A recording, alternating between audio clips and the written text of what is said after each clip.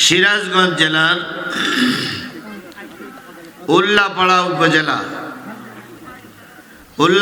উপজেলার নলসন্দা লক্ষ্মীকলা চর লক্ষ্মীকলা ও বোস্তানপাড়া কবরস্থান সংলগ্ন ইকরা হেফজুল কোরআন মাদ্রাসার উন্নতিকল্পে ১৯তম একদিনব্যাপী বাৎসরিক তাফসিরুল কোরআন মাহফিল ১ ফেব্রুয়ারি ২০২৬ 18 মাঘ ১৪৩২ বাংলা রোজ রবিবার। আজকের এই তাফসিরুল কোরআন মাহফিলের মুসলমানের ঘরে আল্লাহ জন্ম নেওয়ার তৌফিক দিয়েছেন। বলুন তো আপনি আমি মুসলমান কি জোর করে হয়েছি না আল্লাহ বানিয়েছেন? মিছিল মিটিং করে কি আমরা মুসলমান হয়েছি? আমরা কি নির্বাচন করে মুসলমান হয়েছি? কে মুসলমান বানিয়েছেন? আল্লাহ মুসলমান বানিয়েছেন। আবার দেখেন, মুসলমানের ভিতরে বিভিন্ন জাত এবং পদের মুসলমান আছে। কেউ 2 ঈদের নামাজ পড়া মুসলমান, কেউ শুক্রবারের নামাজ পড়া মুসলমান, কেউ জীবনে একটা নামাজ পড়ে না, উনিও মুসলমান। কেউ আলেম ওলামা সহ্য করতে পারে না, উনিও বড় মুসলমান। কেউ কোরআনের মাদ্রাসায় ১৪৪ ধারা জারি করে কোরআনের মাহফিলগুলো বন্ধ করে দেয়, উনিও মুসলমান। কেউ আলেমদের বিরুদ্ধে মামলা দিয়ে আনন্দ মিছিল করে, উনিও মুসলমান। কেউ কোরআনের সৈনিকদেরকে রাজপথে নামিয়ে রাজপথে দাঁড়িয়ে গুলি করে মারে, উনিও মুসলমান। কেউ বা কোরআনের সৈনিকদেরকে ফাঁসির কাস্টে ঝুলাই আনন্দ মিছিল করে, উনিও মুসলমান। আপনিও মুসলমান, আমিও মুসলমান। সব ধরনের মুসলমান আমার সমাজ আছে না নাই? আল্লাহ বলতেছেন, কুনতুম খায়রা উম্মাতিন উখরিজাত লিন্নাস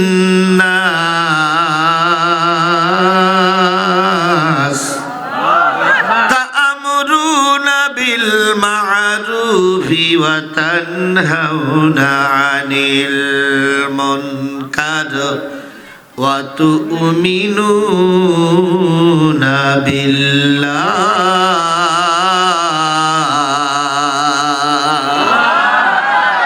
কোরআন তেলাওয়াতের পরে যারা আল্লাহু আকবার বলবে, আল্লাহ তাদের জান্নাতে যাওয়ার পথ সহজ করে দিবেন। জোরে বলুন আল্লাহু আকবার। কুনতুম খায়রা উম্মাতিন, তোমরাই হলে সর্বোৎকৃষ্ট উম্মত। উখরিজাত লিন্নাস, মানুষের ভিতর থেকে তোমাদের বাছাই করে করে বের করে আনা হয়েছে। কে বলছেন? আল্লাহ বলছেন। বাছাইকৃত জিনিসগুলো ভালো হয় না খারাপ হয়? সবাই মিলে বলেন, বাছাইকৃত জিনিসগুলো ভালো হয় না খারাপ হয়? এই পৃথিবীতে সব মিলে মানুষ প্রায় 800 কোটির মতো। 800 কোটি মানুষের ভিতরে মুসলমান কত কোটি? প্রায় 200 কোটি। 200 কোটি মুসলমানের ভিতরে বাংলাদেশ নামক আমার এই প্রিয় মাতৃভূমি, স্বাধীন সার্বভৌম বাংলাদেশে বলুন তো কত কোটি মুসলমান বসবাস করে? বলেন। 18 কোটি মানুষ আমরা, সবাই মুসলমান না। 18 কোটি মানুষ আমরা। কাগজ কলমে কম বেশি আছে, কম থাকতে পারে, বেশি থাকে। ও করতে গেলে তো আমার আবার গুনে গুনে বেড়াইতে হবে। এখন কাগজ কলমে যা আছে সেটাই ধরে নিতে হবে। কি বলেন হুজুর? তাছাড়া তার আমার কিছু বলার নেই। এখন 18 কোটি মানুষ আমরা বাংলাদেশে। 1 কোটি বাদ দেন, হিন্দু বৌদ্ধ খ্রিস্টান ইহুদি 1 কোটি আছে না? 1 কোটি বাদ দিলেন, তাহলে 17 কোটি আমরা কি মুসলমান। এই 17 কোটি মুসলমানের ভিতরে 5 ওয়াক্ত আযান হওয়ার পর 5 ওয়াক্ত নামাজ পড়ে কয়জন মুসলমান, কয় কোটি হতে পারে? কয় কোটি হবে বলেন? বলতেছে নগণ্য। তাও তো এটা বলবেন, নগণ্য হোক আর জঘন্য হোক, যা এটা বলবেন তো। 25% যদি হয় তাহলে 8 × 16 ধরে নিলাম 2 কোটি। 2 কোটি মুসলমান যদি আমার দেশে নামাজ ঠিক মতন আদায় করত, আর নামাজের হক যদি আদায় করত, আল্লাহর কসম আমার দেশের আলেমদের ফাঁসিতে ঝোলা লাগতো না। 2 কোটি মুসলমান নারী আর পুরুষ আমার দেশে নামাজ ঠিক মতন আদায় করে, আর যদিও আদায় করে নামাজের নিয়ম কানুন জানে না, সূরা কেরাত জানে না, দোয়া কুনুত জানে না, আত্তাহিয়াতু জানে না। তবে অন্য কিছু জানুক আর না জানুক হুজুরদের ভুল ধরতে পারে। হুজুরদের ভুল ধরা মুসলমান একদল আছে না? এরা সব সময় কাটি দিতেই থাকে, কাটি দিতেই থাকে। তাহলে 2 কোটি মুসলমানের ভিতরে ধরে নিলাম সিরাজগঞ্জ জেলার ভিতরে 50 লাখ কি 1 লাখ কি যে কয় লাখ আছে, এর ভিতর থেকে নলসন্দায় যে লোকগুলো আছে, ওই লোকগুলোর ভিতর থেকে আল্লাহ পাক আপনাকে বাছাই করে কবুল করেছেন কিসের মাহফিলে? আর একটু জোরে বলেন, কিসের মাহফিলে? এই মাহফিলের দাওয়াত এলাকার সব মানুষ পেয়েছে না পায়নি? আশপাশের লোক মাইকিং শুনেছে না শুনেনি? কিন্তু সবাই আসেনি, কারণ সবার কপালে কোরআনের মাহফিল নাই। কথা বলেন, কথা বলেন, কথা বলেন। সবার ভাগ্যে ইসলাম নাই। ওই লোকগুলোর ভিতর থেকে বাছাইকৃত কিছু লোককে আল্লাহ কোরআনের মাহফিলে কবুল করলেন। যে আল্লাহ দয়া করে মায়া করে আমাদের কবুল করেছেন, সেই আল্লাহর শুকরিয়াটা আসতে না জোরে। তাহলে কারোর জবান বন্ধ থাকবে না, সকলে মিলে বলছে আলহামদুলিল্লাহ। 2-1 জন বলিনি, ওনারা রাগ করিস। আচ্ছা ভাই, আপনারা কার সঙ্গে রাগ করে আলহামদুলিল্লাহ বললেন না? আল্লাহর সঙ্গে না আমার সঙ্গে না কোরআনের সঙ্গে? আচ্ছা বলেন, আল্লাহর সঙ্গে রাগ করে টিকে থাকা যাবে?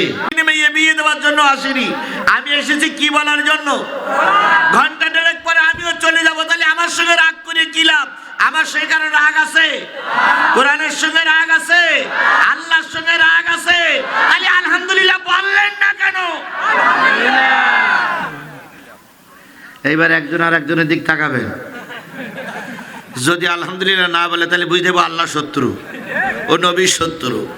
এই জন্য সবাই মিলে জোরে সোরে বলুন তো আলহামদুলিল্লাহ। এখন হয়েছে না? এই আমি দেখি প্রায় মাহফিলে ছোট ছোট বাচ্চাগুলো জোরে জোরে চিল্লায়, আর আর একটু জোরে চিল্লায় যুবকেরা, আর যে কজন মুরব্বী আছে না, এরা আলহামদুলিল্লাহ বলে চুপ করে তাকাই থাকে। কিরকম জোরে বলছিস তাই দেখে, দেখবেন মুরব্বীদের দিক তাকাই দেখবেন। ছোট ছোট বাচ্চাগুলোর এখন ঘুমানোর সময় নাই ভাই, 10টা পার হয়ে গেছে, 11টার কাছাকাছি, এখন ঘুমানোর সময় না। দেখবেন ছোট বাচ্চাগুলো একেবারে বড় বড় চোখ মেলে তাকাই থাকে, আর যে কজন বুড়ো হয়ে গেছে দেখবেন পোল্ট্রি মুরগির মতন।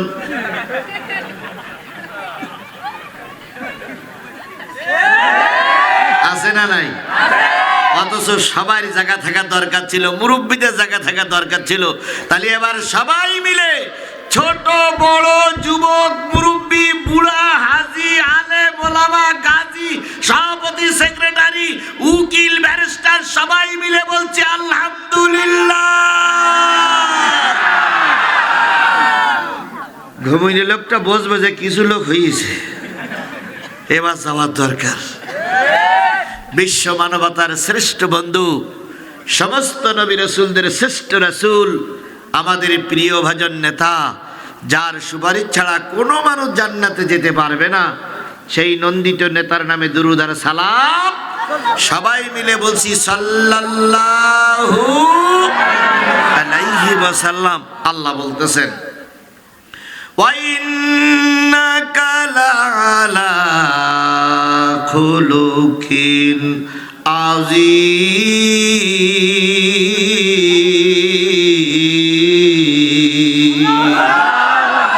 ওগো নবী, আমি আপনাকে উত্তম চরিত্রের অধিকারী বানিয়ে পাঠিয়েছি। সুবহানাল্লাহ বলেন। নবীর চরিত্র সবচাইতে ভালো কে সার্টিফিকেট দিলেন? আরো জোরে বলেন। বলুন তো, নবীর চাইতে ভালো মানুষ সমাজে কেউ ছিল? নবীর চাইতে ভালো মানুষ বর্তমান সমাজে কেউ আছে? নবীর চাইতে ভালো মানুষ যদি আপনি খুঁজতে থাকেন, খুঁজতে খুঁজতে সকল যন্ত্র এক সময় বিকল হয়ে যাবে, কিন্তু আমার নবীর চাইতে ভালো মানুষ খুঁজে পাওয়া যাবে না। নবী পৃথিবীতে এসেছিলেন কতই রবিউল আউয়াল, কতই হিজরি না কতই খ্রিস্টাব্দ? 570 খ্রিস্টাব্দ তিনি এসেছিলেন এই পৃথিবীতে। বলুন তো, আল্লাহর নবী এই পৃথিবীতে বেঁচে ছিলেন কত বছর? 63 বছর তার কর্মজীবন। 40 বছর হলো নবুয়তের আগে, আর 23 বছর হলো নবুয়তের পরে।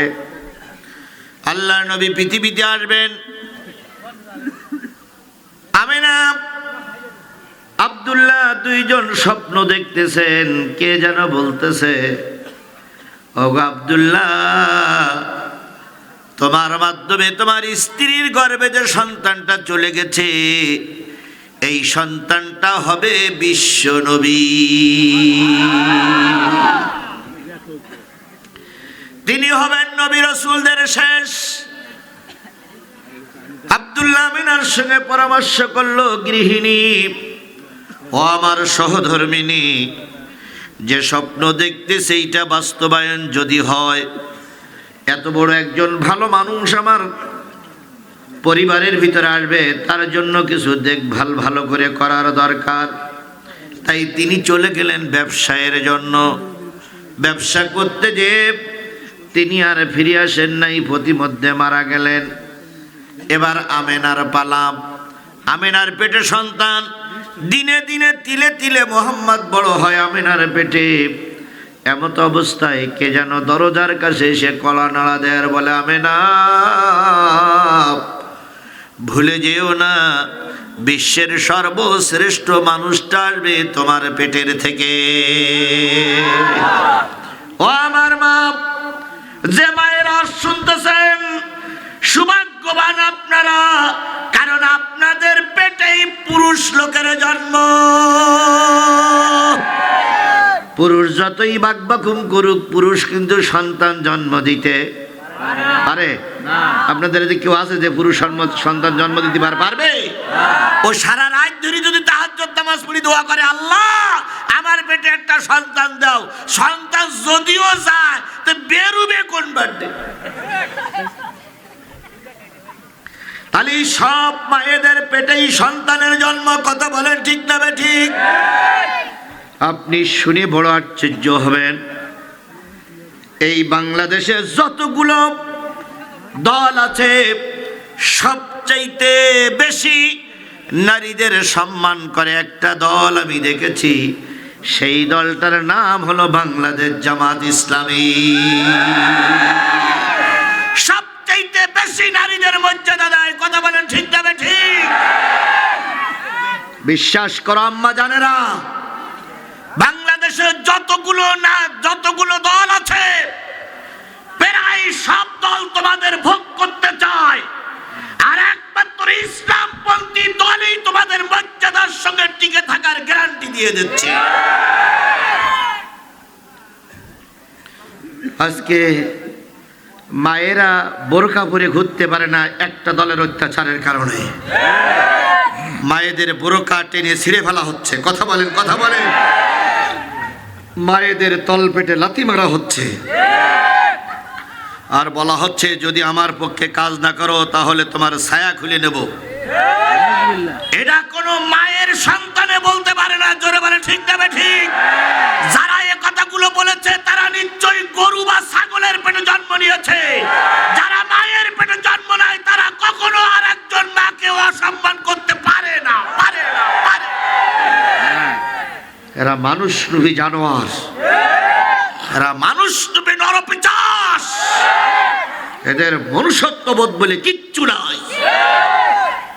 এখনো ক্ষমতায় যায়নি, তার আগে যদি মায়ের বোরকা টানে, ক্ষমতায় যায়নি তার আগে যদি মায়ের ছায়া খুলে নিতে চায়, আল্লাহ না করুক এরা যদি ক্ষমতায় যায়, মা বোনদেরকে রাজপথে এরা ধর্ষণ করবে, ধর্ষণ করবে, ধর্ষণ করবে।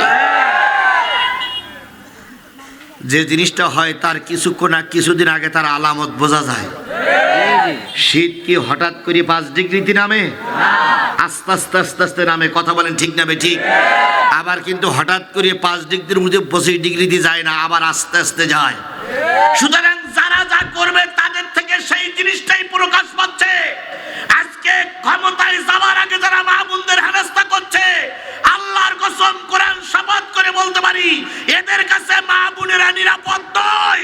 সুতরাং মা বোনদেরকে সিদ্ধান্ত নিতে হবে, কোরআনের পক্ষে থেকে সতীত্বর হেফাজত করবা না কোরআনের বিরুদ্ধে যেয়ে ওদের কাছে ইজ্জত বিলাইয়া দেবা। সিদ্ধান্ত নেবার দায়িত্ব উল্লাপাড়ার মা নারীদের। আমার দায়িত্ব নয়, আমার দায়িত্ব বলার।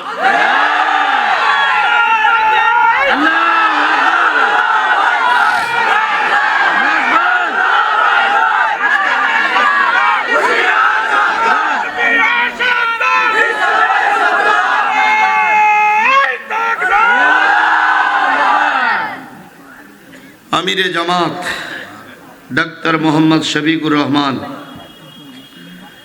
আমি যতগুলো নেতা দেখেছি তার মতন ভদ্র নেতা, তার মতন শিষ্টাচার বজায় রাখা নেতা আমার এই 2 নয়নে 55 বছরে আর দেখিনি। আপনারা মেনে নিতেও পারেন, নাও নিতে পারেন, ওটা আপনাদের ব্যাপার। কারণ এটা হলো ধর্মের সভা, ধর্মের কথা বলতে এসেছি। আপনারা এটা মেনেও নিতেও পারেন, নাও নিতে পারেন। কিন্তু আমার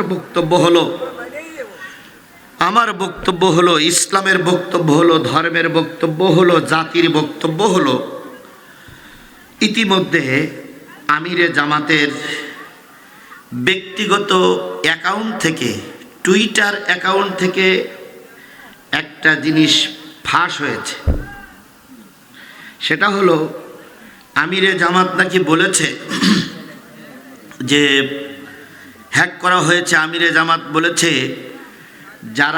যে সমস্ত নারীরা বাড়ি থেকে ব্যবসা বাণিজ্য বা অন্য কোনো কাজে বাহির হয়, তারা নাকি পতিতাবৃত্তির সাথে জড়িত থাকে, তারা নাকি দেহ ব্যবসার সঙ্গে জড়িত থাকে। এখন এরকম একটা কথা আমিরে জামাতের মুখ দিয়ে বাইর হবে, উল্লাপাড়ার মুসলমান, আপনাদের কি বিশ্বাস হয়? জোরে বলেন, বিশ্বাস হয়? আমার মনে বলে কোনো একটা লোক যদি মরা লোক সে যদি এসেও বলে তাও বিশ্বাস হয় না। কারণ এইরকম একটা মুরব্বী, এরকম একটা ভদ্রলোক এ ধরনের কথা বলতে। এখন এই ওনার ফেসবুকটা হ্যাক করা হয়েছে আবার রাষ্ট্রপতির অফিস থেকে। রাষ্ট্রপতির অফিস থেকে ওনার টুইটারটা হ্যাক করে ওখানে ওই 1 মিনিটের জন্য দিয়ে আবার ওরা উইড্রো করেছে। উইড্রো যখন হলো তখন 1 মিনিটের ভিতরে সব চারিদিক ছড়াই পড়ল ওই আমিরে জামাতের ওই টুইটারটা। যখনই গেল তখন বিপক্ষে শক্তি যারা ছিল তারা ওইটা ক্যাপচার করে নিজেদের লাইনে রেখে দিল। এবার এইটা সব জায়গায় ছাড়িয়ে দিলে এখন আমিরে জামাতের বিরুদ্ধে একদল যুবক যুবতীরা রাস্তায় নেমেছে, এনেই নাকি অন্যায় কাজ করেছে। উনি গতকালকে জাতির সামনে সব কিছু তুলে ধরেছে যে ভাই আমার অজান্তে, আমার অজ্ঞতাবশত, আমি এটা কিছুই জানি না, আমার অজান্তে আমার টুইট থেকে এটা বাহির হয়ে গেছে, এটা আমি জানি না, এটা আমার বক্তব্য নয়। তারপরেও যদি কোনো নারী এই ব্যাপারে অন্তরে ব্যথা পেয়ে থাকেন আমাকে আল্লাহর রাস্তায় ক্ষমা করবেন, আল্লাহর রাস্তায় আমাকে ক্ষমা করবেন। কিন্তু এই কথাগুলো নিয়ে এখন হচ্ছে, তার ভিতরে সবচেয়ে বেশি সমালোচনা করেছে ঢাকা বিশ্ববিদ্যালয়ের একদল ছাত্ররা, আর একটা আছে মাগুরার নয়ন বলে একটা যুবক। আমার বিশ্বাস এর জন্মের দিন এর আব্বা ঘরে ছিল না, নিশ্চয়ই কোনো অন্য আব্বা এর জন্ম দিয়েছে। না হলে এত বেভাস মন্তব্য, এত বাজে কথা কোনো মানুষের মুখ দিয়ে বাহির হতে পারে না। আমি যে জিনিসটা বোঝাতে চাচ্ছিলাম সেটা হলো, নবী হলেন উত্তম চরিত্রের অধিকারী। নবীর অনুসরণ অনুকরণ করে যারা চলে তাদেরও চরিত্র উত্তম হয়, তাদের চরিত্রের ভিতরে ভেজাল ঢুকতে পারে না। আব্বা মারা গেছেন 6 মাস আগে। মা স্বপ্ন দেখতেছেন নবী মুহাম্মদ দুনিয়ায় আসবে, তার মেহমানদারির জন্য তুমি তৈরি হও। আমেনা মানসিকভাবে তৈরি। এক পর্যায়ে সন্তান পৃথিবীতে আসার সময় হলো। বলুন তো, সন্তান পৃথিবীর সময় আসলে কারোর কাছে কি ফোন দেওয়া লাগে যে তুমি আসবা, আমরা পথে বসে আছি? ঠিক যখন আসার সময় হয়, মায়ের পেটে তখন নড়াচড়া করে আর বলে, মা আমাকে দুনিয়ায় বের করে দাও, এই জায়গা আমার জন্য আর থাকা যাবে না। প্রসব বেদনা শুরু হলো। স্বামী পাশে নাই, কোন মুরব্বিও পাশে নাই। আমেনা কান্দে, মালিক সন্তান ছেলে হোক আর মেয়ে হোক, সবচেয়ে বেশি খুশি হয় যিনি, তিনি হলেন বাবা। অথচ আজকে আমার নবী, আমার সন্তান পৃথিবীতে আসবে, আমার স্বামী আব্দুল্লাহ নাই। এখন আমার পাশে কে দাঁড়াবে? এত বড় বিপদ থেকে আমাকে কে একটু সাহায্য করবে? আল্লাহ পাক আমেনার দোয়া কবুল করলেন। হঠাৎ করে আমেনা ডান হাতটা নাড়াচাড়া করতে গিয়ে খেয়াল করলেন ডান পাশে একজন মহিলা বসে আছে। আমেনা মহিলার গায়ে হাত দিয়ে বলতেছে, কে গো বোন? ঘরে আলো নাই, কে তুমি? ওই মহিলা ডাক দিয়ে বললেন, আমেনা দুঃখ নিও না, তুমি আল্লাহর কাছে সাহায্য চেয়েছো, আল্লাহ আমাকে জান্নাত থেকে তোমার কাছে প্রেরণ করেছে তোমার সাহায্য করার জন্য। আমেনা জিজ্ঞেস করলেন, কে আপনি? আপনার পরিচয়টা বলুন। ওই মহিলা বললেন, আমি আর কেউ নয়, আমি হলাম আদি মাতা হাওয়া আলাইহিস সালাম। তাহলে বোঝা গেল স্বামী পাশে নাই, বাবা পাশে নাই, ছেলে পাশে নাই, আত্মীয় কেউ পাশে নাই। সবচেয়ে বড় বন্ধু হলো আল্লাহ। তুমি বিপদে পড়ে আল্লাহরে ডাকবা, আল্লাহর সাহায্য এসে হাজির হবে। সেই আল্লাহ এখনো আছে না নাই? জোরে বলেন। আছে। থাকলেও মনে হয় উল্লাহ পাড়ার দিকে নাই। আছে। আছে তো? আছে ইনশাআল্লাহ। তাহলে ভয় পান কে? কের ভয় পান? আধারে ভয় পেও না, আধারে ভয় পেও না, আলো আছে আড়ালে, জালিমেরা পালিয়ে যাবে তুমি উঠে দাঁড়ালে।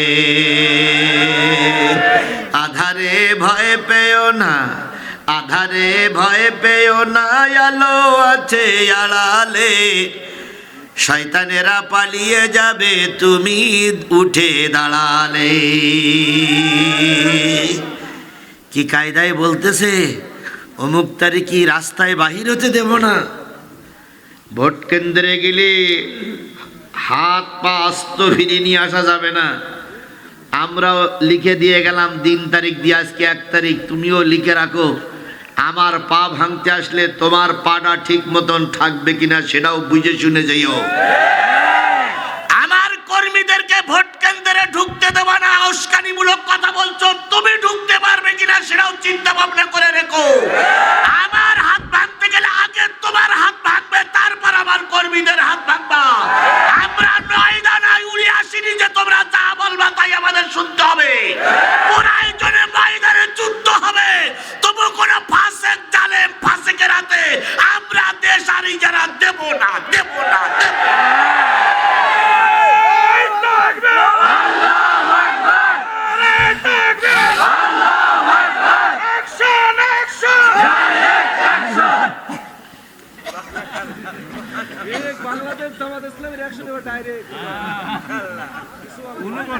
ঠিক।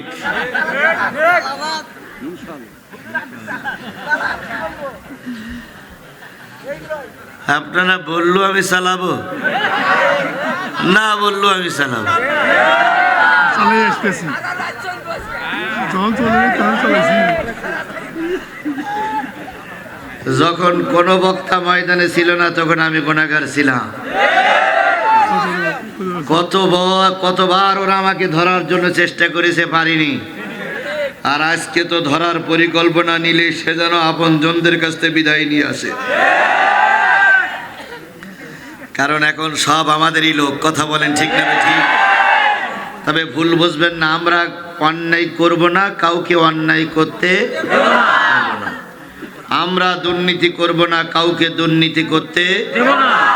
আমরা সাদা উঠাবো না, কাউকে সাদা উঠাতে দেব না। আমরা কারচুপি করব না, কাউকে কারচুপি করার জন্য কেন্দ্রের আশেপাশে আসতে দেব না। এটা আওয়ামী লীগ সরকারের আমল নয়, এটা কেয়ারটেকার সরকারের আমল। সুতরাং বুঝে শুনে সিদ্ধান্ত নিতে হবে। জনগণ যারে সাপোর্ট করবে আমরা তারই মেনে নেব। জনগণের সাপোর্টের বাইরে গেলে সে আস্ত হাত নিয়ে বাড়িও ফিরতে পারবে না। হাওয়া আলাইহিস সালামের পরিচয় নিয়ে আমিনা একটু খুশি হলেন। কিছুক্ষণ পরে বাম হাতটা নাড়ালেন। বাম হাতে আর একজন নারীর ছোঁয়া লাগলো। জিজ্ঞেস করলেন, তুমি কে? ওই নারী বললেন, বোন ভয় পেও না, আমি হলাম হযরত ঈসা আলাইহিস সালামের মা মারিয়াম।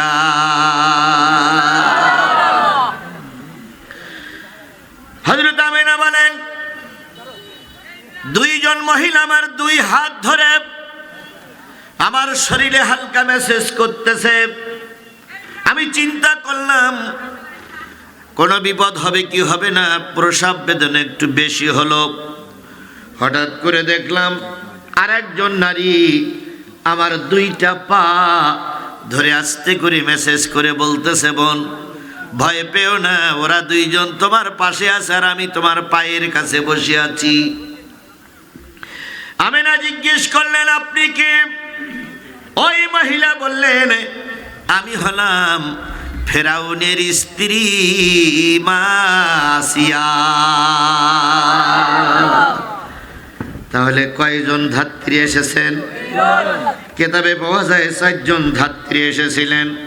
এই 4 জন ধাত্রী বসে আছেন আমিনার পাশে। কিছুক্ষণ পরে প্রসাব হয়ে গেল।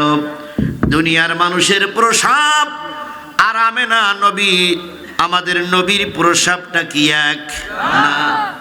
আমিনা বলেন, তারপরে উম্মে হানি বলেন, আমার প্রসাব হওয়ার পর অন্যান্য নারীদের রক্তক্ষরণ হয়, কিন্তু আল্লাহ পাক আমাকে এমন সুযোগ করে দিয়েছিলেন, আমার প্রসাবের পরে 1 ফোঁটা রক্ত পানি আল্লাহ বাইর করে দেই নাই।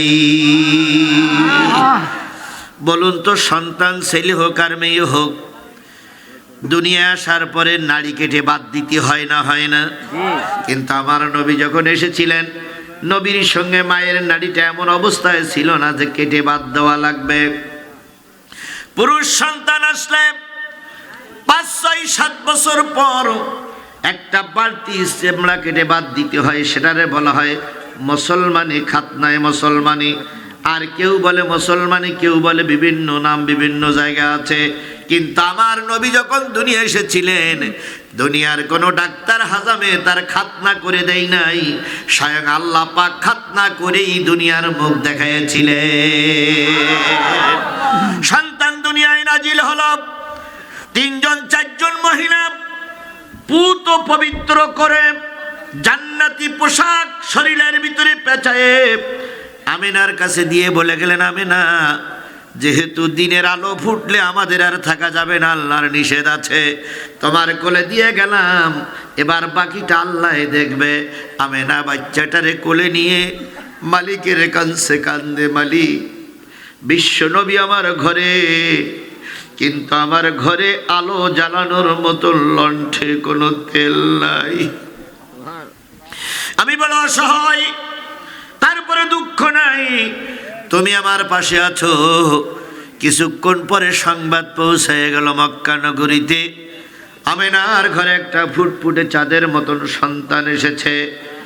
নবীজির ফুপি আম্মা আব্দুল্লাহর বোন ছিলেন রসুলের পাশের ঘরে। আমেনার পাশের ঘরে উম্মে হানি, তিনি আস্তে করে এসে বললেন, বোন, ঘরের থেকে এত আতর গোলাপের সুগন্ধ বাহির হচ্ছে কেন?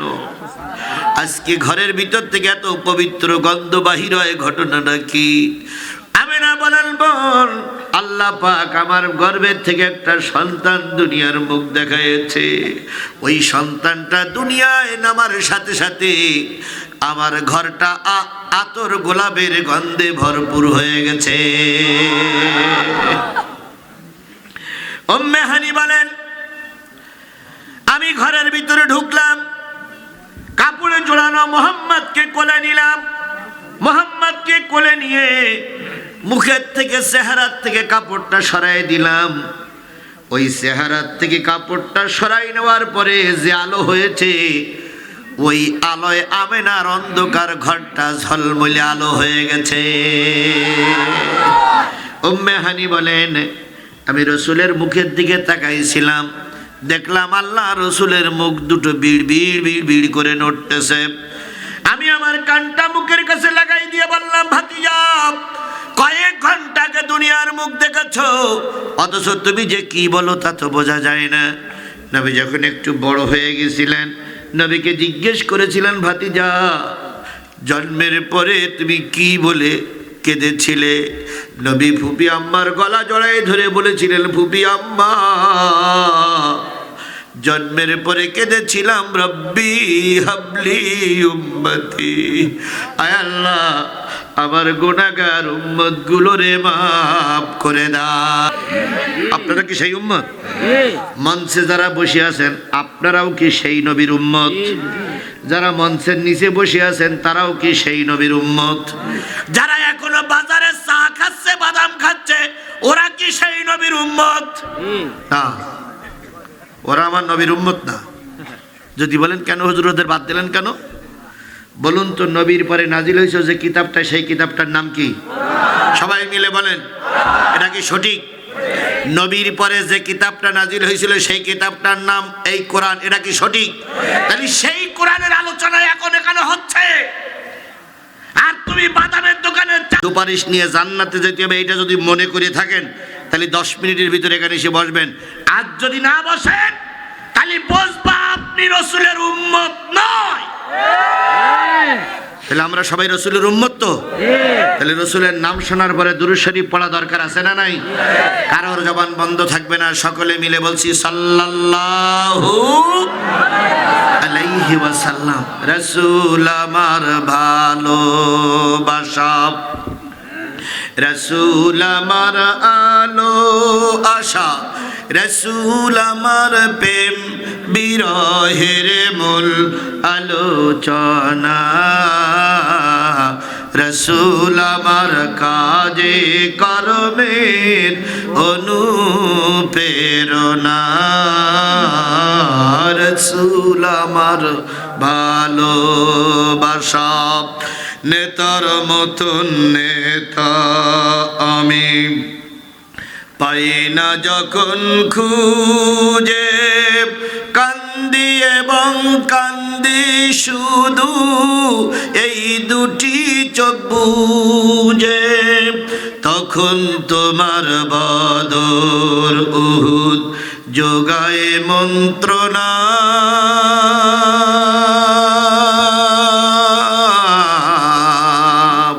রাসূল আমার কাজে কর্মের অনুপ্রেরণা,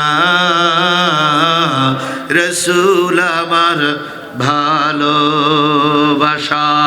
সেই নবীজির নামে আবারও দুরূদ আর সালাম সাল্লাল্লাহু। বন্ধুগণ, ওই নবীর পরে কোরআন নাজিল হলো। কোরআনের আয়াত কত? 6666টা আয়াত বলে একটা পরিচয় আছে। বলুন তো এই কোরআনের সূরা কয়টা?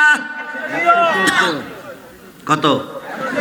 114টা সূরা। বলুন তো এই কোরআনে পারা কয়টা?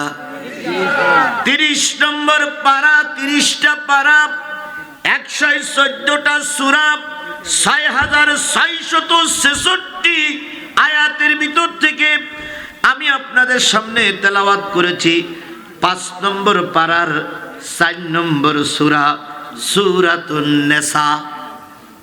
কোন সূরা? সূরাতুন নিসা 6666 আয়াতের ভিতর থেকে আমি আপনাদের সামনে তেলাওয়াত করেছি সূরা নিসার 58 নম্বর আয়াত। কত? কোন সূরা? ওই 58 নম্বর আয়াতের পরে ভিত্তি করে অল্প কিছুক্ষণ সময় আমি কথা বলবো। যতক্ষণ কথা বলবো ততক্ষণ ময়দান ছেড়ে চলে যাওয়া যাবে না। আপনারা আমার সঙ্গে কি একমত? তাহলে শেষ মোনাজাত পর্যন্ত কারা কারা থাকবেন একটু হাত উঁচু করে মালিকের দেখায় দেন। জোরে একটা তাকবীর হবে, নারে তাকবীর, আরো জোরে লিল্লাহে তাকবীর। আপনারা এর আগে আমার শুনেছেন, সবাই জানে যে আমি 10টায় স্টেজে ওঠা লোক আর শেষ করা লোক 12টায়, এটা সবাই জানে। কিন্তু আজকে আমিও বলেছিলাম তোমাকে 10টায় দিবেন, ওনারাও রাজি হয়েছিল, কিন্তু কেন জানি আধা ঘন্টা দেরি করে দিয়েছে। আচ্ছা হোক, তাহলে আধা ঘন্টা দেরি করে যখন দেশে তাকে, তাহলে অধিকার আধা ঘন্টা বেশি যাওয়ার কথা।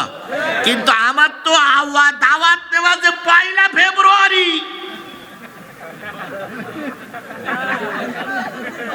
আমার তো 2 ফেব্রুয়ারি দাওয়াত দেওয়া নয়। গোলাম আজম ভাই কথা বলেন না কেন? এত বড় বক্তা বসে আছেন, কথা বলেন না কেন? ঠিক আছে, আমার 1 ফেব্রুয়ারি দাওয়াত না।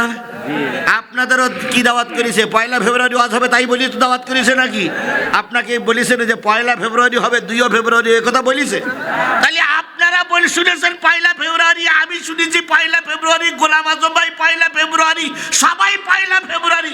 তা আমি 2 ফেব্রুয়ারি যাব কেন?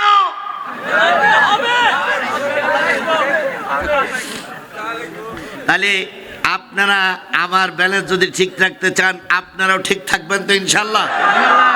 যদি কেউ চলে যায় তালি বলো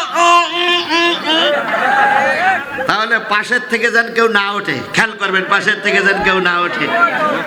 তাহলে ইনশাল্লাহ আমরা থাকবো তো ইনশাল্লাহ শেষ পর্যন্ত। আল্লাহ কবুল করুক। আচ্ছা, এবার আমি আপনাদেরকে বলি, এখানে এটা হলো হাফিজিয়া মাদ্রাসা, তাই না ভাই? এই মাদ্রাসাতে কয়জন ছেলের মাথায় পাগড়ি দেওয়া হলো? আল্লাহ নবী মদিনার প্রেসিডেন্ট, মক্কার প্রেসিডেন্ট, কাজটা কি ঠিক? যদি ঠিক হয় তাহলে নবীর উত্তরসূরি হলো আলেম। নবীর উত্তরসূরিরা কি? আল উলামাউ ওয়ারাসাতুল আম্বিয়া। নবীর উত্তরসূরি হলো আলেম। আলেমেরা দেশের প্রেসিডেন্ট হবে, এটা কি ঠিক না বেঠিক? আলেমরা প্রেসিডেন্ট হবে, নবী প্রেসিডেন্ট হবে, এই কাজটা মেনে নেয়নি। এই কাজটা মেনে নেয়নি আবু জাহেল। আজকেও যারা আলেমদের প্রেসিডেন্ট, আলেমদের এমপি হিসাবে দেখতে চায় না, ওদের পক্ষে যারাই দালালি করে, নিশ্চয়ই ওরাও আবু জাহেলের চামচা। কথা বুঝতে বাকি আছে আমাদের? কথা বুঝতে সমস্যা হচ্ছে?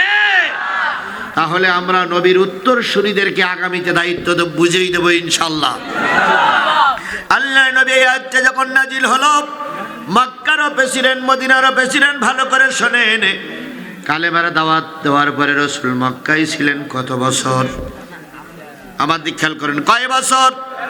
13 বছর বয়সে, 13 বছর চলাকালীন অবস্থায় একেবারে মক্কার শেষের দিকে এসে আল্লাহর নবী খেয়াল করলেন, এই আয়াতটা শানে নজুল বলতেছি, যেহেতু আলেমেরা বসা, শানে নজুল প্রেক্ষাপট না বললে ভালো বুঝি আসবে না।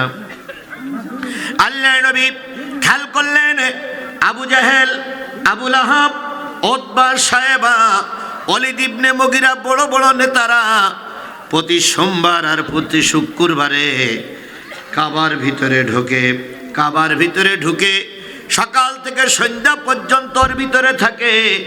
ওদের মনে যা চায় তাই মালিকের কাছে বলে। সন্ধ্যাবেলা বেরিয়ে যায়। প্রতি সপ্তাহে কয়দিন? 2 দিন। তবে ওদের ভিতরে একটা সুন্নত ছিল, যখন কাবার ভিতরে ঢুকতো তখন কারোর পরনে কাপড় থাকতো না। কারোর পরনে কি থাকতো না? তা কাপড় না থাকলে উল্লা পড়ার মানুষ তারে কি বলে? শয়তান না। হয় বলবেন উলাঙ্গ, নয় বলবেন ন্যাংটা। দূরত্বে কথা বলো, হয় বলবেন উলাঙ্গ, না বলেন নাই বলবেন ন্যাংটা।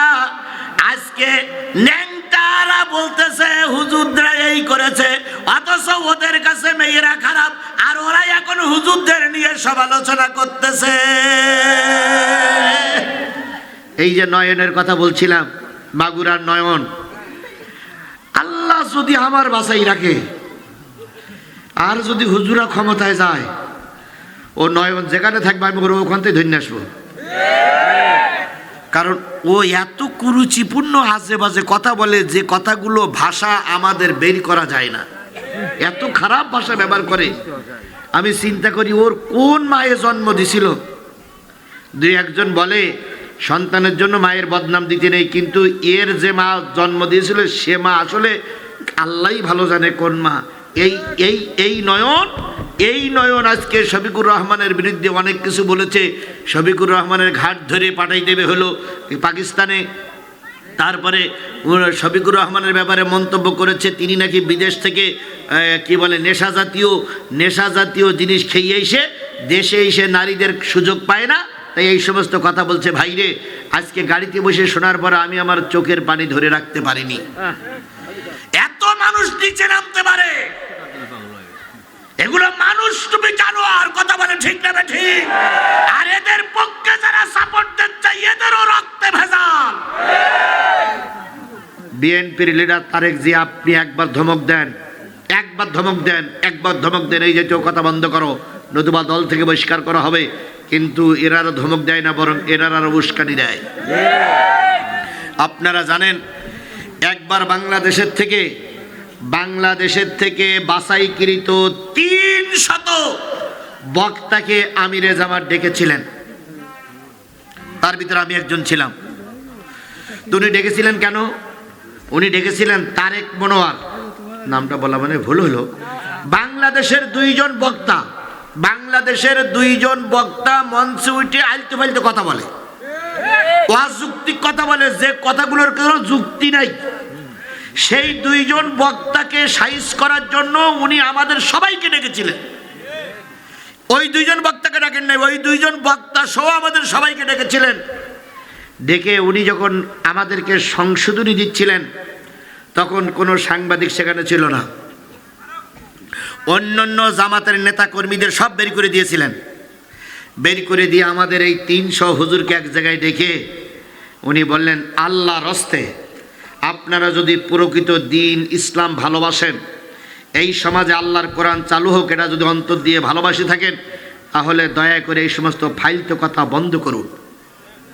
আপনাদেরও দুর্নাম হচ্ছে, ইসলামেরও দুর্নাম হচ্ছে। সেদিন আমরা সবাই বুঝলাম মানবতা কারে বলে। আমরা যখন ওই দুই বক্তার দিকে বারবার তাকাচ্ছিলাম, তখন উনি ডাইরেক্ট বলেছিলেন, কেউ কাউকে ডাইরেক্ট করে কাউকে মার করে কোনো কিছু ধরবেন না। আমি বলছি না, আমি শুধু বলছি আপনারা সবাই সংশোধন হন।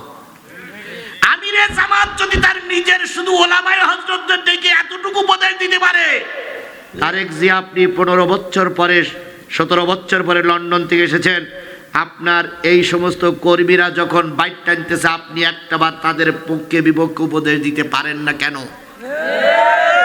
কারণ জানি আপনি উপদেশ দেবেন না, জানি আপনি আরো তাদের উস্কানি দিচ্ছেন।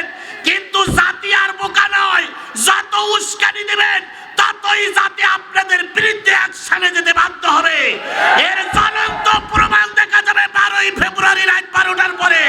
ইনশাআল্লাহ বিজয়ের মালা কোরআনপন্থীরা ছিনাইয়ে আনবে।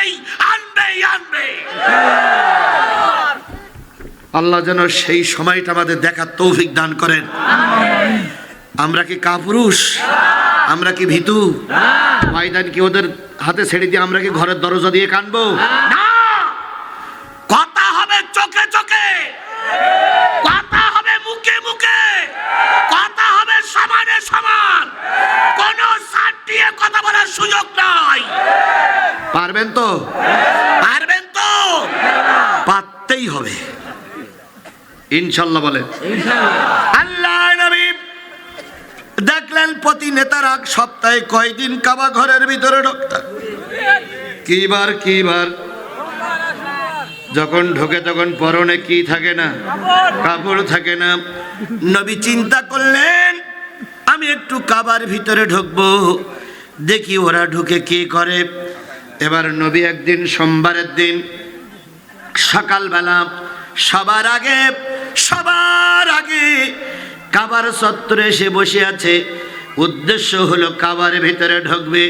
নবী বলেছেন যদি কোনো ব্যক্তি কাবার ভিতরে ঢুকে, কাবার মাঝখানে বসে যদি উপরের দিকে তাকায়, আর তার যদি আধ্যাত্মিক অন্তর থাকে, তার যদি এলমে লাদুনি থাকে, তাহলে কাবার ভিতরে বসে আরশে আজিম দেখা যায়। পৃথিবীর বহুত লোক কাবায় ঢোকার সুযোগ পায়।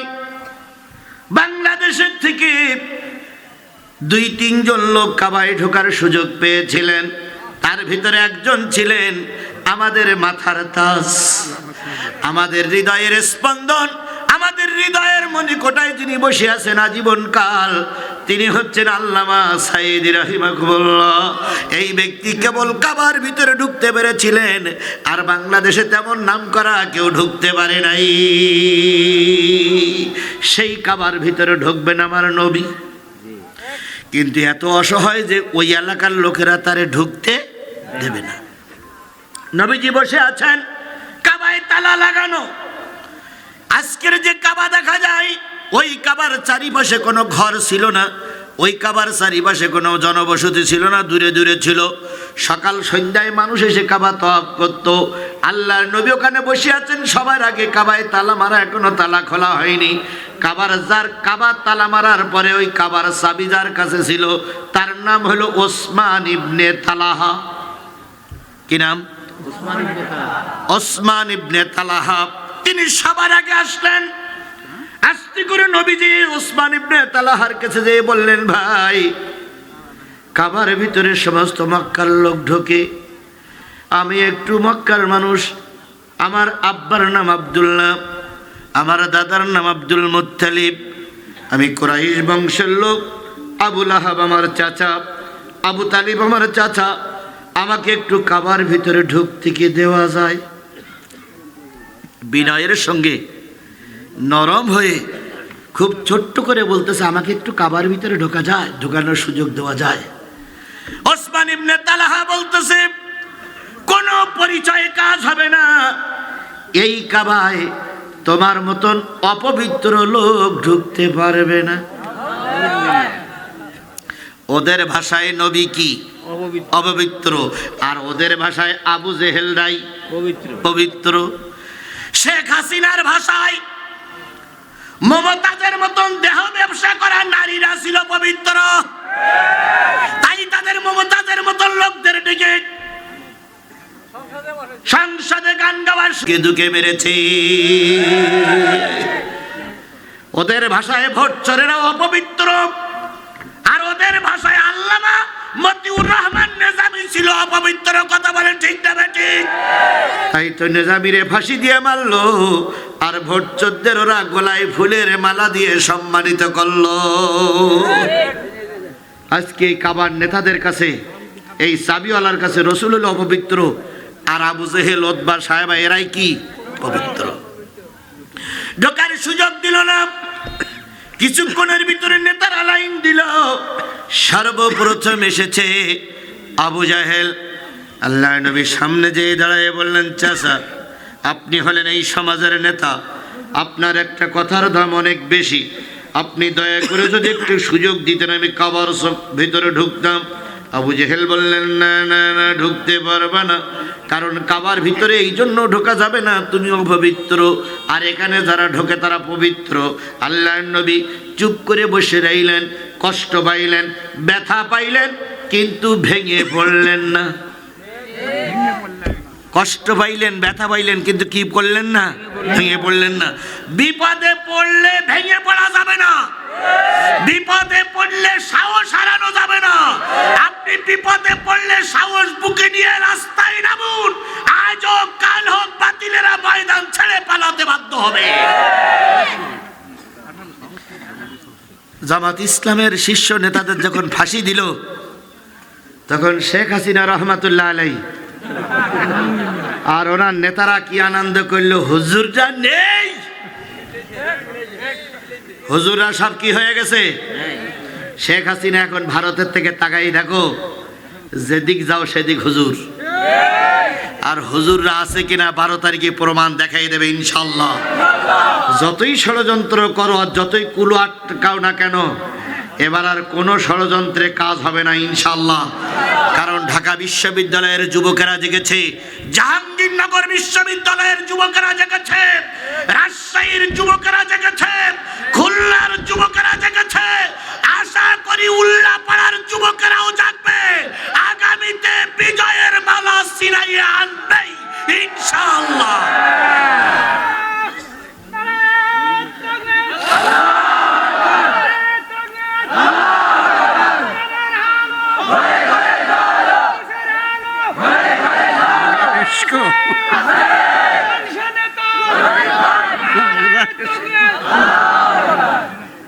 আমার এই উল্লাপাড়ায় একটাই ভক্ত আছে, ওই যত জায়গায় মাহফিল হবে আমার ভাই পাওয়া যাবে ইনশাল্লাহ। আমার কাছে ফোন দিয়েও আসেন, এমনি এসে হাজির হয়। আমার ভাইয়ের দিকে একটু সবাই খেয়াল করবেন, আমার খুব প্রিয় ভাই। আমার ভাইয়েরা, যে জিনিসটা বোঝাতে চাচ্ছিলাম সেটা হলো, আল্লাহ নবী আবু জাহেলের কাছে সুযোগ পেলেন না, তাই বলে তিনি নিরাশ হইলেন না। আমাদের নেতাদের যখন ফাঁসিতে ঝুলানো হলো, ওরা আনন্দ করেছিল। যদি সেদিন আমরা ভেঙে পড়তাম, ময়দান আমরা দখল করতে পারতাম না। কিন্তু সেদিন ধৈর্যের সঙ্গে টিকে ছিলাম। আজকে আল্লাহ বিজয়ের মালা পরাইয়ে দিচ্ছে। যে ট্রাইব্যুনালে নিজামের ফাঁসির রায় হয়েছিল, সেই ট্রাইব্যুনালে শেখ হাসিনার ফাঁসির রায় হয়েছে। আর ও ফাঁসির রায় আমরা যেন দেখে মৃত্যুবরণ করতে পারি। ওই ফাঁসির রায় আমরা দেখবই ইনশাআল্লাহ। আপনারা কি ফাঁসির রায় দেখতে চান?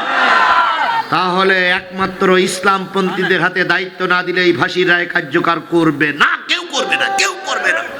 এই জন্য ইসলামপন্থীদের আমাদের বড়ই দরকার। কথা বলেন, কথা বলেন। এই জন্য আগামী নির্বাচনে 2টা ভোট দেবেন, একটা হলো নেতার ভোট, আর একটা হলো হা ভোট। আগে হাটা দিয়ে নেবেন। হা যদি জয়যুক্ত হয়, আমার নেতা রফিকুল ইসলাম খান সাহেব তো পাশ করবেই ইনশাল্লাহ, আমার বিশ্বাস 100%। তারপরেও শুধুমাত্র বোঝানোর জন্য বলছি, যদি খান সাহেব পাশ না করে, যদি হা ভোট পাশ করে, আর অন্য পার্টি যদি ক্ষমতায় যায়, আমাদের কিচ্ছু করতে পারবে না। এই জন্য আমার নেতাও পাশ করা দরকার, হা ভোটও পাশ করা দরকার। হা ভোটটা কিন্তু ছেলে খেলা না, বলো ভাই। গণতন্ত্র রক্ষা করার জন্য হা ভোটের দরকার। উচ্চ কক্ষ ঠিক রাখার জন্য হা ভোটের দরকার। কোরআন হাদিসের মাহফিল ঠিক রাখার জন্য হা ভোটের দরকার। স্বৈরাচার আর যেন কখনো ক্ষমতায় না আসতে পারে, এই জন্য হা ভোটের দরকার। দিনের ভোট যেন আর কখনো কেউ রাতে করতে না পারে, এই জন্য হা ভোটের দরকার। একজন যেন 2 বারের বেশি ক্ষমতায় না থাকতে পারে, এই জন্য হা ভোটের দরকার। একই পরিবার থেকে যেন বারবার নেতা না হতে পারে, এই জন্য হা ভোটের দরকার। বুঝেছেন তো কত গুরুত্ব বাবা। এই জন্য হা ভোট আমাদের জয়যুক্ত করা লাগবে ইনশাল্লাহ। আমার ভাইয়েরা, আবু জাহেল সুযোগ দিল না, তাই বলে নবী ভেঙে পড়লেন না। আবু লাহাবের বলা, আবু লাহাব যখন আসলো, নবীজি বললেন, চাচা আবু জাহেল তোমার গ্রামের চাচা, তুমি তো আমার আপন চাচা, তুমি একটু সুযোগ দাও। আবু লাহাব বললেন, না, হবে না, হবে না। নবী এভাবে করে সবাইকে নিয়ে কান্নাকাটি করলেন, সবার কাছে দাবি করলেন, কেউ দাবি রাখলো না। এরপরে সন্ধ্যা হয়ে গেল। সন্ধ্যার একটু আগে যখন কাবার তালা বন্ধ করে নেতার আবার সব বেরিয়ে যাচ্ছে, এবার নবী আস্তে করে ওই ওসমান ইবনে তালাহা, যে ব্যক্তি তালা বন্ধ করবে, কিসের তালা? কাবার তালা বন্ধ করবে, ওই লোকের কাছে যেয়ে বলতেছে, ভাই এখনো বেলা ডুবে যায় নাই, এখনো বেলা মধু মধু দেখা যাচ্ছে, এই সুযোগটুকু আমাকে দাও, আমি একটা পাকর ভিতরে ঢুকে বেরিয়ে আসবো। ওসমান ইবনে তালাহা বললেন, না না না, তোমার মতন অপবিত্র লোককে কাবার ভিতরে ঢুকতে ওরা নিষেধ করেছে, ঢুকতে দেব না। এই কথা বলার পর আল্লাহ নবী চুপ মেরে গেলেন। হায় রে মানুষ, ওরাও এদেশের নাগরিক, আমিও এই দেশের নাগরিক, ওরাও সুযোগ পাবে আর আমি সুযোগ পাবো না, এটা হতে পারে না। আজকে গণতন্ত্রের কথা বলেন আপনারা। আপনারা 24 ঘন্টার ভিতরে আইডি কার্ড ঠিক করেন। আপনি লন্ডন থেকে এসে 24 ঘন্টার ভিতরে আইডি কার্ড ঠিক করলেন, কোন জায়গায় ভুল ছিল তাও 2 ঘন্টার ভিতরে ভুল সংশোধন হলো। আপনাকে প্রোটোকল দেওয়ার জন্য 300 ফিটে কয়েকজন নারী অ্যাম্বুলেন্সের ভিতরে সন্তান প্রসব করলো। আপনাকে প্রোটোকল দেওয়ার জন্য ওই দিন কয়েকটা ছেলে মেয়ে পরীক্ষা দিতে পারেনি। আপনার মর্যাদা আর আমার মর্যাদা যদি এই দেশে এক না হয়, তাহলে এই দেশ গণতান্ত্রিক দেশ বলে আমার বিশ্বাস হয় না। কথা বলেন, কথা বলেন, কথা বলেন। এখন কি দরদি দেখাচ্ছে, এর কোলে তুলতেছে, ওর ডেকে নেসতেছে, ওর নিচেতে স্টেজে নেসতেছে, পায়রা সর যাই হাজির হতে। ভাই আমি আপনার কাছে পায়রা চুরি করে খাইলাম, ওরে আমার নাটক তো নাটকের 14। এগুলো সব নাটক বাস। কথা বলেন, এগুলো সব কি? এগুলো সব নাটক বাস। আবার এখন কার্ড দেশে 3000 টাকার কার্ড, 4000 টাকার কার্ড। কার্ড এখন দাও দিদি কিরাম পারো, সেই কার্ড নিয়ে আমি বাজার করবো। এখন দাও দিদি কার্ড কিরাম পারো। কয় ক্ষমতার পরে ক্ষমতা তোমার দেবে কিনা আল্লাহ ভালো জানো। তুমি তার আগে কার্ড দিচ্ছ কি করি? কার্ড দিচ্ছে এগুলো ভাওতা প্রেপাস ধোকাবাজ। এই ধোকার আগেও পড়েছি। আগে এক ইবলিসির ছোট বোন ছিল ক্ষমতায়, 10 টাকা চাল খাওয়াবে, ঘরে ঘরে চাকরি দেবে, তারপরে এই দেবে সেই দেবে, ফলে মাত্র ফক্কা ফক্কা ফক্কা। এরাও ভারতের সেই প্রেসক্রিপশন নিয়ে এরা আসছে। কথা বলেন ঠিক না বেটি? যেই রাজাকারের কথা বলতেছি শেখ হাসিনা পালালো, তুমি সেই রাজাকারের কথা বলতেছো। শেখ হাসিনার যে দশা হয়েছে তোমারও জনগণ সেই দশা করে ছাড়বে। রাজাকারের স্লোগান দিয়ে মতিউর রহমান নিজামীর ফাঁসি হলো, আর সেই রাজাকারের স্লোগান দিয়ে দেশ স্বাধীন হলো। শেখ হাসিনা বলেছিল যে এরা চাকরি পাবে না, কি রাজাকারের নাতিপুতিরা চাকরি পাবে। এই যে রাজাকার নাতিপুতিদের বলে গালিগালাজ দিল, ছেলেরা মেয়েরা রাস্তায় নামলো। তুমি কে, আমি কে? কে বলেছে, কে বলেছে? এই কথা সহ্য করতে না পেরে শেখ হাসিনা দুপুরের ভাত খাওয়া বন্ধ করে বিমানে পড়ে পালাইছে। আজকে তোমরাও যদি ওই স্লোগান দাও, আল্লাহর কসম সাদা কাগজে লিখে রাখো, ওরা তাও বিমান খুঁজে পেয়েছে, আর তোমরা গরুর গাড়িও খুঁজে পাবা না, কারণ গরুর গাড়ির চাকা জনগণের আগেই খুঁজে নেবে। জাতিকে দেখে দেখে শিখতে হয়। কথা বলেন, কি করে শিখতে হয়? দেখে দেখে শিখতে হয়, কিন্তু এদের বিবেক নেই। কাণ্ডজ্ঞানহীন, কাণ্ডজ্ঞানহীন, কাণ্ডজ্ঞানহীন। কাণ্ডজ্ঞান পাওয়া যায় উল্লাপাড়ার ওই রেল গেটের ওখানে কাণ্ডজ্ঞান কিনতে পাওয়া যায়। যদি একান্তই না বোঝে 2 টাকার কাণ্ডজ্ঞান কিনে নেসটি বলবেন ওই রেল গেটের থেকে। তাও পানের দোকানে পাওয়া যায়। পানের দোকানে যেই বলবেন ভাই আমার কাণ্ডজ্ঞান কম, 2 টাকার কাণ্ডজ্ঞান দাও দিন দেই। এর গা 2 টাকার কাণ্ডজ্ঞান খাওয়া উচিত। কথা বলেন, কথা বলেন, কথা বলেন। তবে একটা সুসংবাদ আমি আপনাদের দিয়ে যাই ভাই, গোটা বাংলাদেশ এবছরের অক্টোবরের কি বলে আগস্ট সেপ্টেম্বরের থেকে শুরু করে আজকে পর্যন্ত গোটা বাংলাদেশ প্রায় সব জেলায় আমি সফর করেছি। সফর করে আমার যে অভিজ্ঞতা হয়েছে, খাপ যদি ঠিক থাকে, আগামীতে কোরআন যাবে জাতীয় সংসদে, আগামীতে ইসলাম যাবে জাতীয় সংসদে। কেউ ঠেকাতে পারবে না, পারবে না, পারবে না। লিল্লাহি তাকবীর, লিল্লাহি তাকবীর।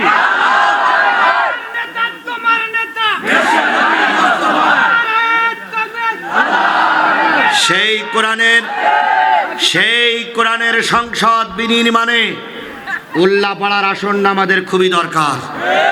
এই কথা বলেন, উল্লাপাড়ার আসন আমাদের কি খুবই দরকার। শুধু দরকার না, খুবই দরকার। কেন? রফিকুল ইসলাম খান হলো সহকারী অ্যাসিস্ট্যান্ট সেক্রেটারি, তিনি কেন্দ্রীয় লিডার। গোটা বাংলাদেশে তিনি মানুষের কাছে ইসলামের দাওয়াত দিয়ে বেড়াচ্ছে। আল্লাহ না করুক, আল্লাহ না করুক, আল্লাহ না করুক, আপনার এই এলাকার থেকে তিনি যদি ফেল করেন, তারও ইজ্জতের ক্ষতি, আমাদেরও সম্মানের ক্ষতি। এই জন্য শাহজাহান ভাই বলেছে এখানে কোনো প্রতীক চলবে না, প্রতীক একটাই, সেটা হলো খান সাহেবের প্রতীক। কারণ এটা তার নিজস্ব ইউনিয়ন। কথা বলেন ঠিক না ঠিক? আমি ওই দিন রাত 11টার সময় আজকের যে সমস্ত লোকেরা আমার দাওয়াত করে নিয়ে আসছেন, আর গোলাম আজম ভাইকে ফোন করব, যদি শুনি যে রফিকুল ইসলাম খানের অবস্থা ভালো, আমি আপনাদের স্যালুট জানাবো। আর যদি ভালো না হয়, তাহলে কিন্তু আপনাদের বিরুদ্ধে আমি আল্লাহর দরবারে মামলা করব ইনশাল্লাহ। আর আমিও বলে যাচ্ছি, আমার সাতক্ষীরার 4টি আসন যদি আমি জাতির সামনে উপহার দিতে না পারি, ইনশাল্লাহ সব সুযোগ যদি ঠিক থাকে, যদি কোনো ব্যতিক্রম না হয়, আমিও কথা দিয়ে গেলাম, আল্লাহ যদি আমাদের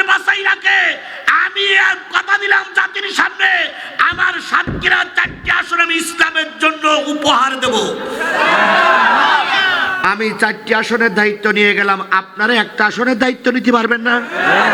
পারবেন না? দিয়ে ভোট গণনা করে রেজাল্ট বাড়ি না আনতে পারবো ততক্ষণ ময়দান থেকে আমরা পিছনে যাব না। পারবেন তো ইনশাআল্লাহ? কারা কারা পারবেন? 2 হাত উঁচু করে আল্লাহরে দেখান, জোরে তাকবীর হবে, নারে তাকবীর। লিল্লাহে তাকবীর।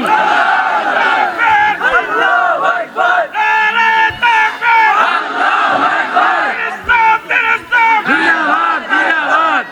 আমার ভাইরা কষ্ট পাচ্ছেন? কষ্ট পাচ্ছেন? কিচ্ছু করার নেই, আমাকে কথা বলতেই হবে। আমার ভাইরা, নবীজি ওসমান ইবনে তালহা যখন চাবি দিলেন না, এতক্ষণ নবীজি ধৈর্য ধারণ করেই ছিলেন, কিছু বলতেছেন না। দেখি ওরা কি করে, দেখি ওরা কি করে। চাবিটা নিয়ে অহংকারের বশবর্তী হয়ে যখন আঙুলের মাথায় ঘুরাতে ঘুরাতে যাচ্ছে আর বলছে চাবি হবে না, চাবি হবে না, চাবি হবে না। নবী তখন বললেন, ওসমান ইবনে তালহা, যাওয়ার আগে একটা কথা শুনে যাও। কয়টা কথা? একটা কথা শুনে যাও। কি? কই, যে চাবি তুমি আমাকে দিলে না, এই চাবি একদিন আমার হাতে আসবে। সুবহানাল্লাহ, জোরে বলবেন না একটু?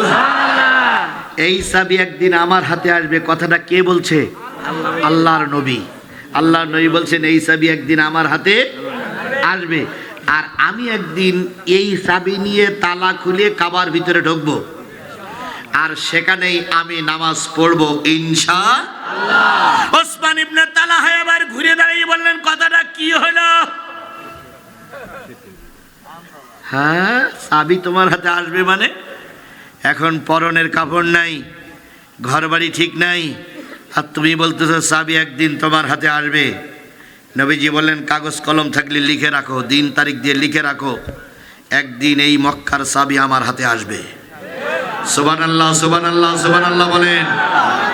সেদিন আবু জেহেল বাহিনী, ফেরাউনের বাহিনী, শেখ হাসিনার বাহিনীরা বলেছিল হুজুররা কখনো মেরুদণ্ড সোজা করে দাঁড়াতে পারবে না। সেই হুজুররা ইনশাল্লাহ আগামীতে জাতীয় সংসদে যাবে বলে আমরা আশাবাদী।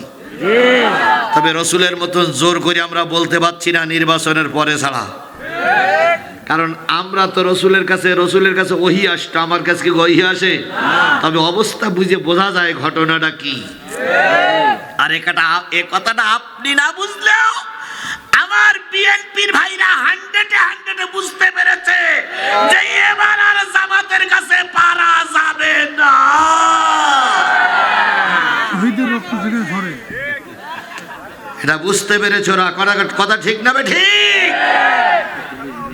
চরমনাই হুজুর ছিল আমাদের সাথে, এখন এত সম্মান বেড়েছে ভাই, এত মর্যাদা বেড়েছে, ওনার সমাবেশে এখন কোটি কোটি লোক, গুনে গুনে 40, 50, 60। অথচ এক সময় ওনার সমাবেশে লক্ষ লক্ষ মানুষ হতো। এই জন্য রাজনীতিতে একবার কেউ ভুল করলে ওইটার সংশোধন হয় না। এখন প্রায় জায়গায় টোপ দিচ্ছে, আমরা আবার আসতে চাই, আমরা আবার আসতে চাই, আমরা আবার আসতে চাই। আমরা বলতেছি আসসালামু আলাইকুম, পরে দেখা হবে, পরে দেখা হবে, এখন তো যাই। কারণ ওনারা কিন্তু আমাদের শত্রু না, ওনারা আমাদের শত্রু বানাইছিল। আমরা ওনাদের ব্যাপারে কোনো বাজে মন্তব্য করব না, কারণ ওনাদের দলে দলে লোক হাত পা ফেলাই দিয়ে দাড়ি পাল্লা নিয়ে আসতেছে। এটা সুলক্ষণ, এটা কুলক্ষণ নয়। আল্লাহ নবী বললেন, লিখে রাখো, একদিন চাবি আমার হিদমতের ভিতরে আসবে। লোকটি বললেন দেখা যাবে বলে চলে গেলেন। নবীজি কষ্ট পেয়ে বাড়ি গেলেন। কয়েক বছর পর মক্কা থেকে আল্লাহর নবী হিজরত করে মদিনায় চলে গেলেন। মদিনায় যেয়ে 8 বছর মেহনত করলেন। কয় বছর? আরো জোরে। 8 বছর আগে চাবি দেয় নাই। 8 বছর মেহনত করে অষ্টম হিজরি পবিত্র রোজার মাসে 10,000 মুসলমান নিয়ে তাকবীর ধ্বনি দিতে দিতে মক্কা বিজয় করে ফেললেন। আর একটু জোরে বলেন সুবহানাল্লাহ। কয় বছর পর? কয় হাজার মুসলমান? 10,000 মুসলমান নিয়ে করলেন, বিনা রক্তপাতে, বিনা মারামারি, বিনা খুনোখুনিতে মক্কা বিজয় হয়ে গেল। আবু সুফিয়ান নিজের আস্তানায় চলে গেল, কাফেররা পালালো, আর ওই তাসাবিওয়ালা নবীর ভয়তে চাবিটা নিয়েও পালালো। এবার আল্লাহ নবী মক্কার চত্বরে আসলেন। মক্কার চত্বরে এসে দেখে